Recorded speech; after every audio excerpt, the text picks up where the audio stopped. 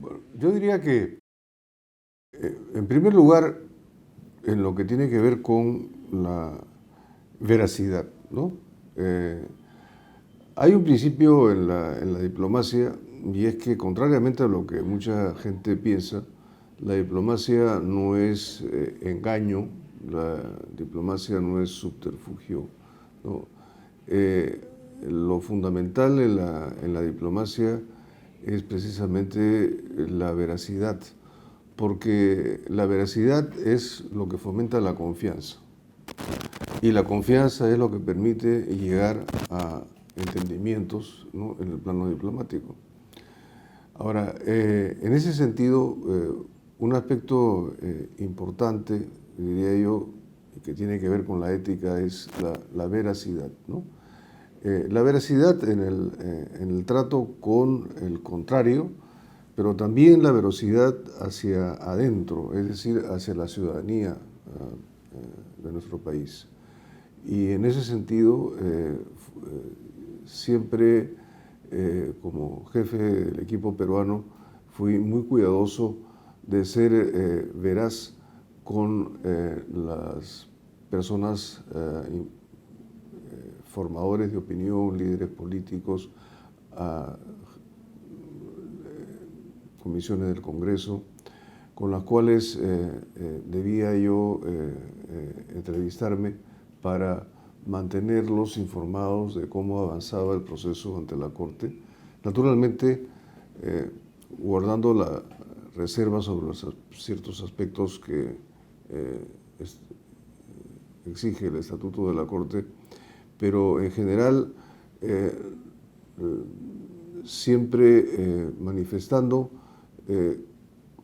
cuáles eran las posibilidades reales que nuestro país tenía en ese juicio a medida que el juicio iba avanzando. Entonces, yo diría que hay esas dos vertientes, ¿no? Y luego es el tema de la transparencia, ¿no? Y en ese sentido también se hizo un trabajo importante con representantes de los medios de comunicación, ¿no?, de tal manera de que hubiera una transmisión a través de los medios hacia la ciudadanía en general sobre la marcha del proceso. E incluso logramos que por primera vez en la historia de la Corte los alegatos orales, que son, digamos, los, por así decir, definitivos del proceso, fueran transmitidos en directo por televisión a los países y con interpretación simultánea, ¿no? Esto permitió a la ciudadanía de ambos países, en realidad, conocer cuáles eran con precisión, con detalle, los argumentos que sustentaban cada una de las posiciones y formarse una opinión, primero sobre la forma como esos argumentos estaban siendo defendidos y por otro lado, cuán sólidas eran las posiciones de los respectivos países. Yo creo que estos son dos aspectos que podríamos decir están vinculados con la ética desde el punto de vista de lo que fue la función de la gente ante la Corte, ¿no?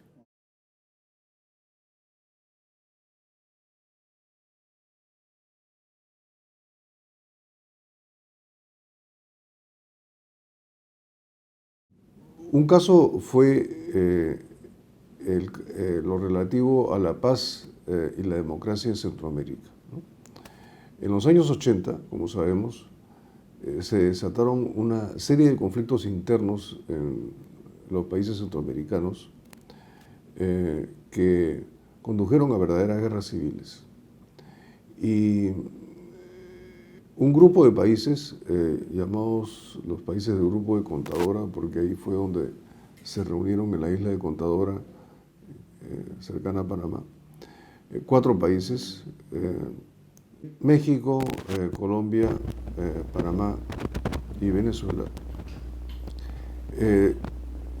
decidieron constituir un grupo que permitiera avanzar en gestiones de paz entre los países, al interior de los países centroamericanos, entre las fuerzas rebeldes, ¿no?, los gobiernos establecidos, y evitar que se propagara un conflicto en toda la región centroamericana. El año 1985, con ocasión de la toma de posesión del presidente García, se crea el grupo de apoyo a Contador.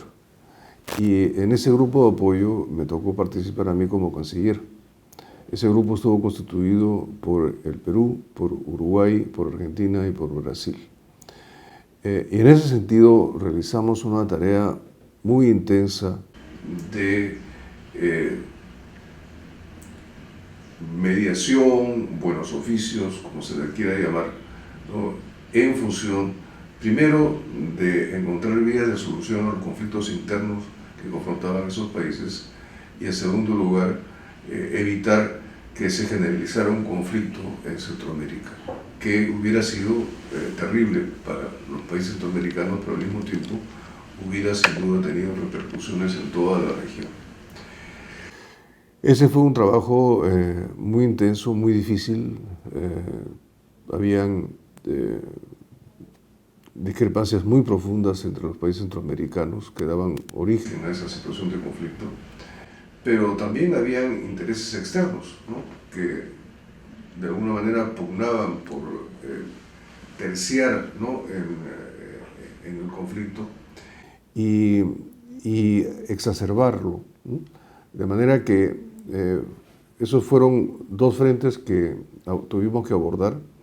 Por un lado, lo que tenía que ver con encontrar vías de solución al conflicto interno en cada país y evitar que se propagara, pero por otro lado también evitar las interferencias externas, ¿no? Eso fue un trabajo largo y que finalmente fue exitoso. Posteriormente esto condujo a la llamada Paz de Esquipulas, ¿no?, que permitió realmente a cada país centroamericano encontrar caminos para resolver su conflicto interno y vivir en democracia.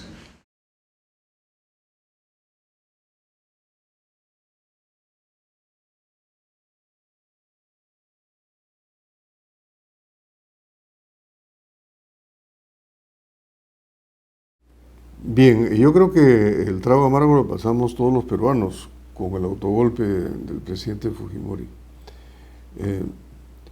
Yo hacía un año que había llegado a Venezuela como embajador y hacía muchos años que yo me había formado la convicción de nunca ser embajador de un dictador.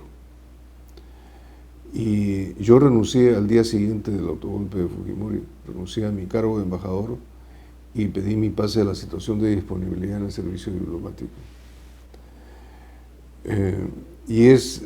Y por consiguiente me alejé de la función diplomática y con mucha suerte conseguí trabajo en Caracas en un organismo internacional. Fue en diciembre de ese año en que desde la situación de disponibilidad me pasaron al retiro junto con los demás 116 colegas diplomáticos. O sea, yo ya había tomado la decisión, ¿no?, de renunciar antes del cese arbitrario y colectivo que hicieron, ¿no? ¿Esto fue un tema por principios personales? Sí, mis convicciones democráticas. Gracias.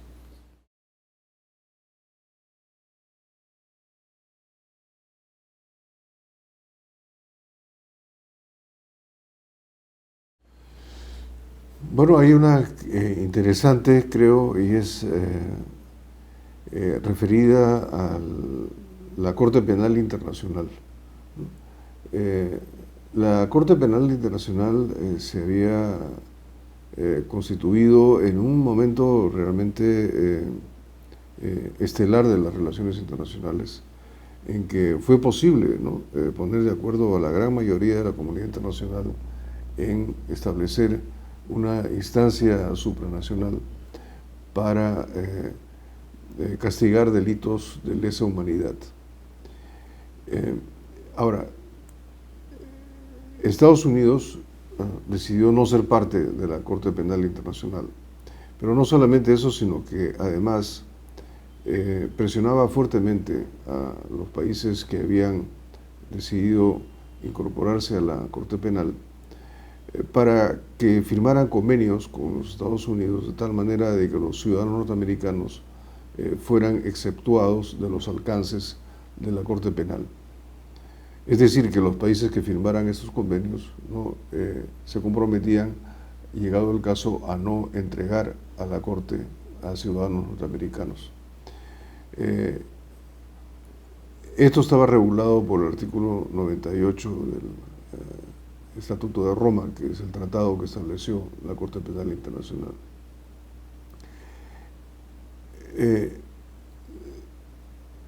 En esos momentos que estoy hablando, o sea, el año 2003, 2004, estaba el Perú negociando con Estados Unidos el Tratado de Libre Comercio, que tenía una gran importancia para nuestro país. Y llegaron al presidente Toledo informaciones según las cuales, si el Perú no firmaba ese convenio con Estados Unidos, exceptuando a los ciudadanos norteamericanos de los alcances de la Corte Penal Internacional, Estados Unidos no firmaría el Tratado de Libre Comercio con el Perú. Mi respuesta al presidente Toledo fue que yo como canciller no estaba dispuesto a firmar ese convenio con Estados Unidos, y que si él lo consideraba necesario, pues otro canciller podría hacerlo. Yo renunciaría. Pero esto no fue necesario porque precisamente pocos días después tuvo lugar una cumbre de APEC, del Foro de Cooperación Asia-Pacífico, en Bangkok, a la cual concurrí con el presidente Toledo, y previamente yo le pedí al secretario de Estado de los Estados Unidos, William Powell, una reunión privada ahí en Bangkok para justamente tratar este tema. Y pedí además que esa reunión fuera lo que en inglés se denomina one on one, es decir, los dos solos, ¿no? Y tuvo lugar la reunión y le pedí a Powell, con quien yo había ya trabado una relación, ¿no? Bastante franca, ¿no? Si es que era cierto, ¿no? Esto que le había mencionado al presidente Toledo sobre el condicionamiento que Estados Unidos pondría en relación con la concreción del Tratado de Libre Comercio versus la firma de este acuerdo para exceptuar a los ciudadanos norteamericanos de los alcances de la Corte Penal. Y directamente me dijo que no era cierto, que no había tal condicionamiento, que eran cosas que corrían por puertas separadas. Bueno, lo cual me dio mucho gusto comprobar, y luego de la conversación fui donde el presidente Toledo y le dije: te tengo una buena noticia, ¿no? Eso que te han dicho no es cierto, ¿no? Y eso quiere decir de que continúas teniéndome como canciller.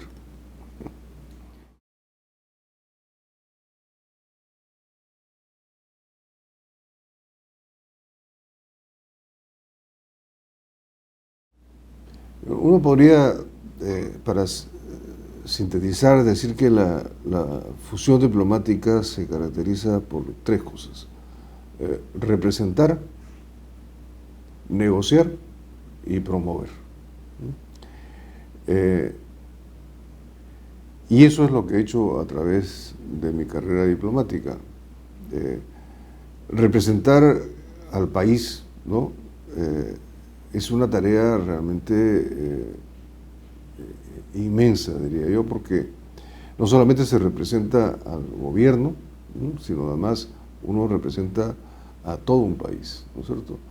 Y eso significa no solamente representar los intereses, sino al mismo tiempo representar, por ejemplo, la cultura del país, ¿no? Y este tema de la cultura es extremadamente importante, ¿no?, en la diplomacia.